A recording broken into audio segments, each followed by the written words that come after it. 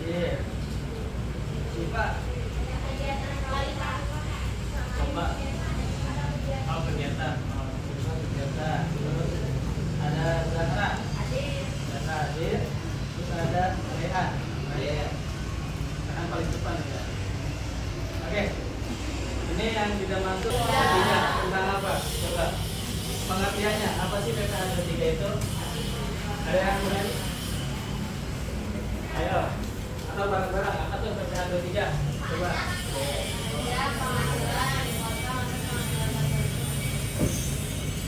Pajak penghasilan? Potong? Ya. Jadi pajak penghasilan yang dipotong di dalam negeri ya kasusnya. Dan beda dengan PPH 26. Kalau PPH 26 itu penghasilan di dalam negeri tapi orangnya itu yang orangnya orang asing ya bedanya. Oke, itu mengulas secara singkat aja. Nah, dari sini teman-teman kita lihat bahwa ini materi hari ini adalah PPH 26 yang dimana pajak penghasilan atau penghasilan wajib pajak luar negeri ya.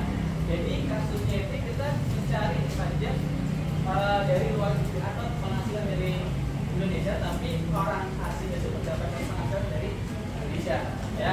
Yang dimana disebut pajak penghasilan atau pajak luar negeri atau pajak luar negeri. Penghasilan pajak penghasilan wajib pajak luar negeri ya. Oke.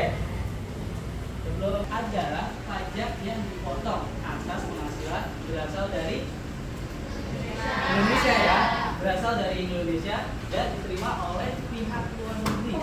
Yang dimana ada orang pribadi luar negeri dan badan luar negeri ya. Ya, jadi ada dua teman-teman. Yang dimana ada orang pribadi luar negeri dan badan luar negeri.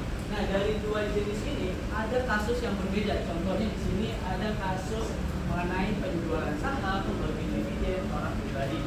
Dan kalau ini badan luar negeri itu kayak penghasilan dari misalnya perusahaan menyewa perusahaan sudah diubah teman-teman, diubah pada terakhir Undang-Undang Nomor 36 Tahun 2008 yang mana tentang penurunan tarif dan perjanjian P3P. Yaitu apa P3P?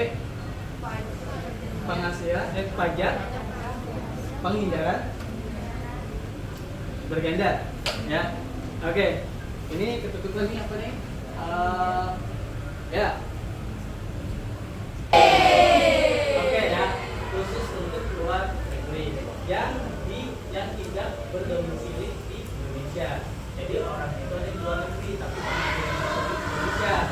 Paham ya? Nah, lanjut. Oke.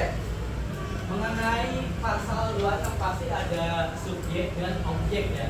Dari PPH 21, 23 sampai 26 juga ada namanya subjek objek. Nah, kalau di sini subjeknya itu apa aja dan siapa saja gitu ya.